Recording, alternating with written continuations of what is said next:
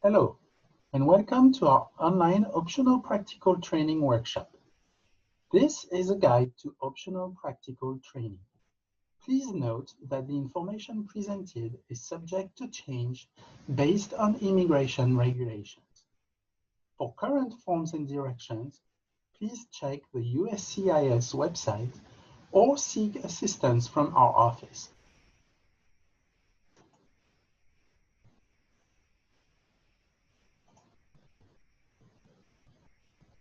Let's start with what OPT is. It is a work authorization that F1 international students are entitled to.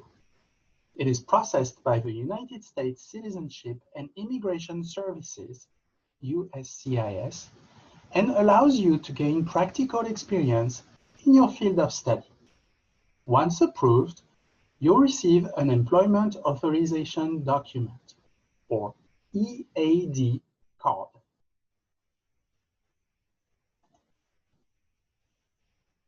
There are three types of OPT.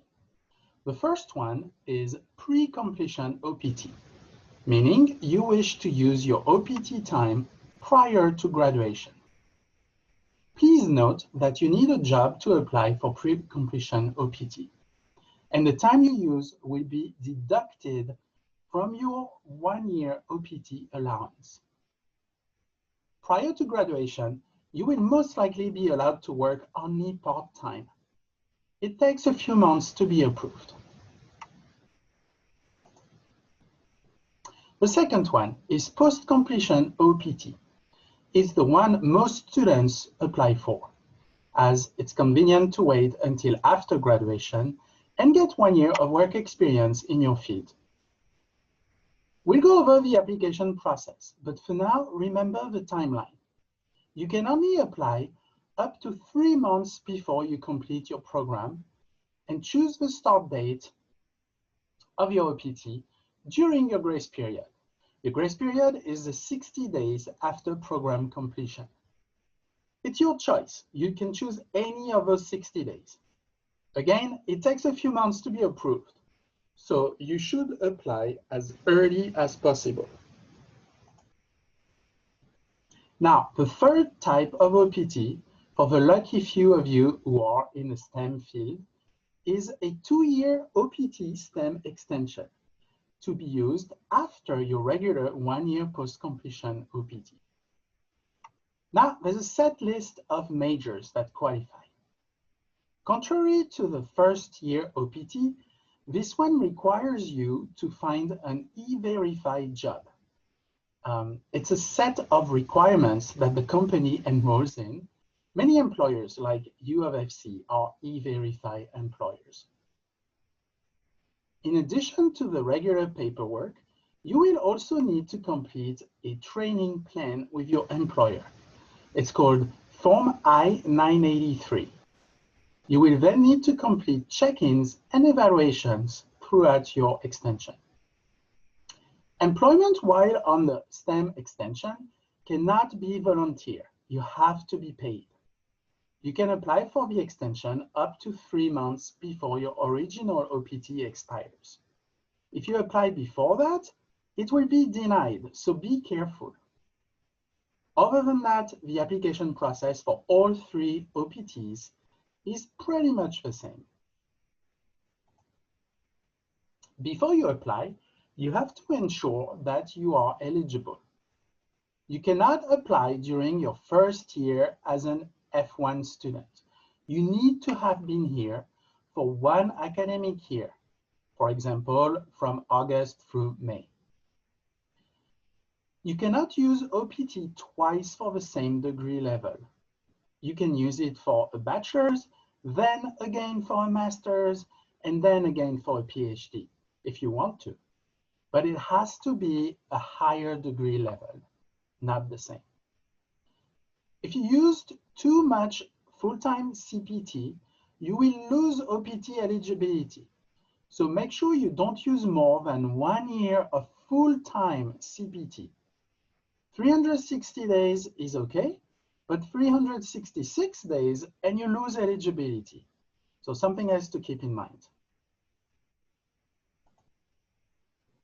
All right, so here's how you apply. 1, you need to request an OPT I-20 from us. We have a form for that. 2, submit that completed form to us, and you may send some of the required documents along if you wish for us to look at. 3, then we provide an I-20 that says on page 2 that you are requesting OPT. We can only do that within 3 months of your program end date. So let's say you graduate in mid-December. We can do that starting mid-September. 4, mail your complete application to USCIS. We'll help you by providing mailing instructions. It has to reach USCIS before the end of your grace period, or before the end of your OPT if you're applying for a STEM extension. 5, then it's just a waiting game. You should receive your EAD card within 3 or 4 months if all goes well. So the OPT request form is available on our website. You'll enter your desired start date on there. You will need your academic advisor to complete a portion of that form and confirm your graduation. It's very important that you read the whole document before signing it, as it has very important information that you'll need to know. Email the form to us, and within a week, you'll hear from an advisor about your updated I-20. Again, always check at the source that you have the most current documents by checking the USCIS website, particularly the I-765, which is a pretty long form that we'll go over in a minute. You will also need to complete Form G1145. That one is very short. You will also need to attach supporting documents, like 2 passport photos with your name and I-94 number at the back. And like everything, USCIS will not process your application if you don't send them money. You'll need a check or money order made out to the US Department of Homeland Security. As of today, the fee is $410, but it may increase in the future, so make sure to double check on the day that you send your application. As a reminder, for STEM extension, you will also need to send us your training plan, or Form I-983. So let's look at Form I-765. Again, this form is current as of November 2020. A newer version could be released at any time. Instructions are located on the USCIS website. Today, I'll focus on information pertaining to the I-765 completed for OPT purpose. Even if not all pages apply to you, make sure to include all pages in your application or it will be denied. Since it's fillable, it's better to type in your answers other than the signature. If you insist on writing your answers, make sure to use a black ink pen. Yes, black ink.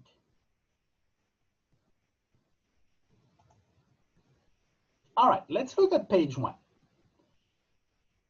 In part 1, you will need to check whether it's an initial application or an extension. In part 2, you will enter your name as well as other names as necessary. On page 2, you will enter your mailing address and physical address if it's different. Then you will enter some biographical information like gender and marital status. You will also say here if you have ever filed this form in the past. You will also enter your Social Security number if you have one. The cool thing is if you don't have one yet, you have the option to apply for one on this form by checking that option and entering your parents' information below. Finally, you need to enter your country or countries of citizenship.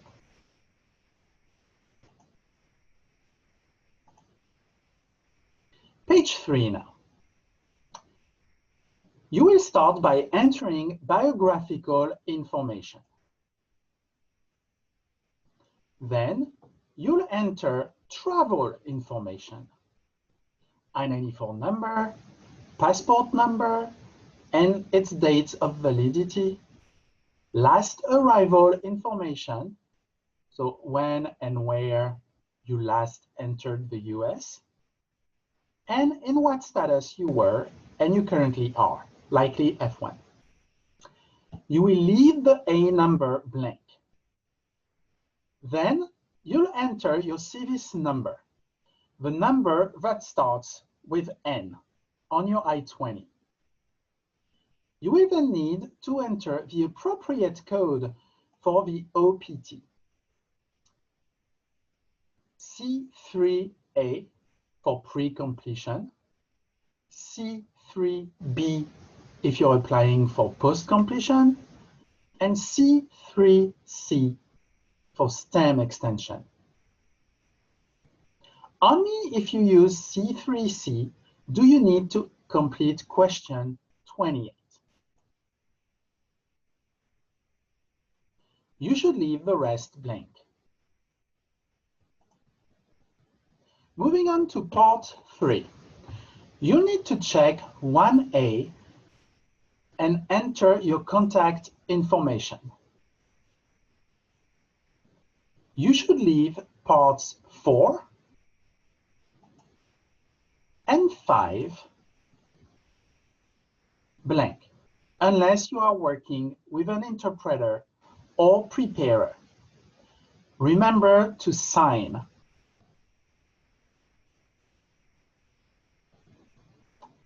In part 6, you will need to complete 1, 2, and 3 if you have done CPT or OPT in the past. This is a space to add information pertaining to previous questions you may need to elaborate on. For example, you would enter 2, 2, 12 in 3A, B, and C to show that you are adding information about the question on page 2, part 2, item 12, when you checked that you previously applied for OPT. And in D, you will add the information about that OPT, dates, and whether it was approved or not. Similarly, if you apply for CPT, you would enter 3-26 to show that you are elaborating on your CVIS record by adding a past CPT information. In D, you would indicate the dates of CPT, whether it was part or full-time, and the name of the company.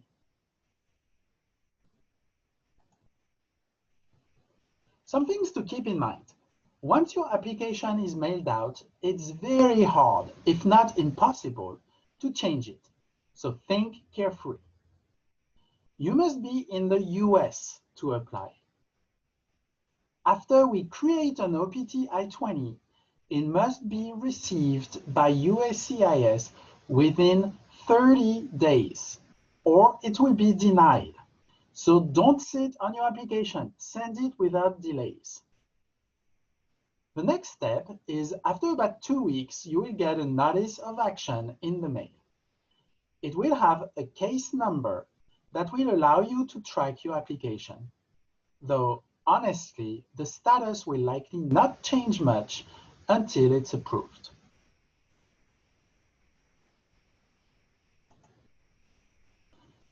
After your OPT is approved, you get an EAD card.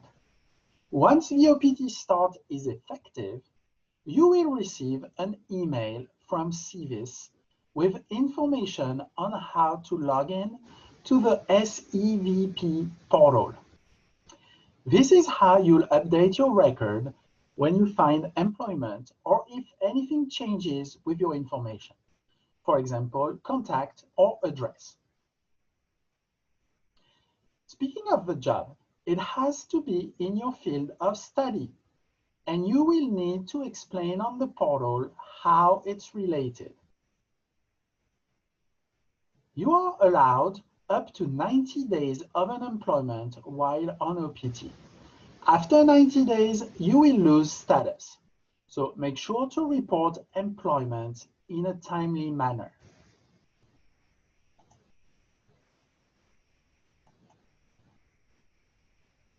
What constitutes employment? Well, it has to be full-time, so more than 20 hours per week. It's okay to have more than one job, but they all need to be in your field of study. Volunteer work is okay. Contract hire and self-employment are okay, but you will need to have all the paperwork in place so your company is legitimate.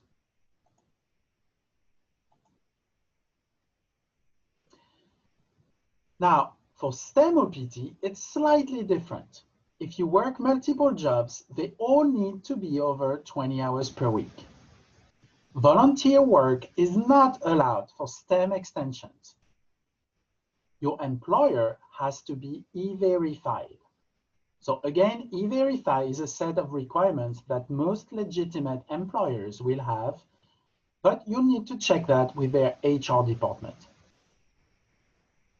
The Form I-983, which is the training plan I referred to earlier, needs to be submitted by your employer to us. And you will need to complete our OPT STEM update form instead of going to the SEVP portal during the STEM OPT extension.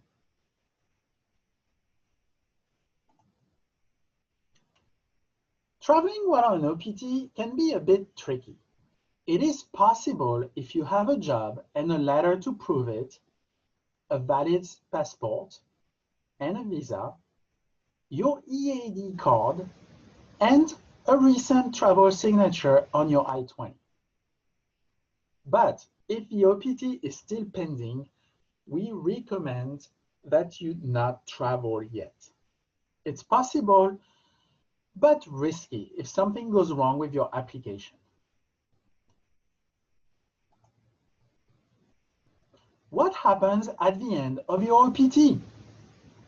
Well, you have to stop working. You get a grace period. It's about 2 months, 60 days. And during that time, you can stay in the US legally, but you need to be preparing to leave or change status or apply to a new school and start a new degree.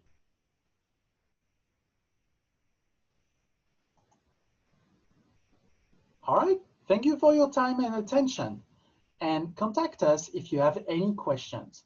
You can always email us at iss@sc.edu or call us at 803-777-7461 during office hours. You may also ask questions to an advisor during our online office hours. Thank you and have a great day.